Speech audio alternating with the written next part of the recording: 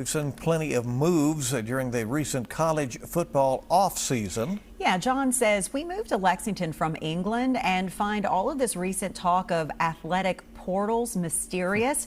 How does the transfer portal process work? Here's our Victor Puente with the answer to that good question. The transfer portal may sound like something that'll take you to another realm, but it's actually just an online database. That database allows student athletes to let other schools know they're interested in transferring and to let schools and coaches know who's available. That portal opened in 2018.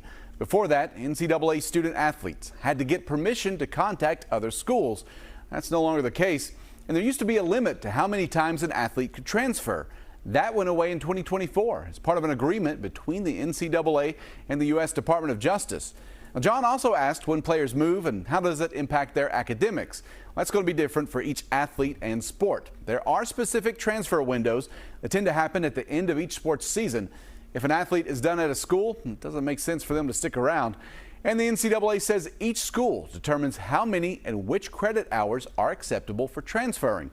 Now, considering only 2% of NCAA athletes go on to play sports at the pro level, making sure credits transfer is important. Even some of those who go on to play pro sports will return to school to finish their degrees. If you have a good question, just email us. Goodquestion@WKYT.com. I'll see you on WKYT Mornings.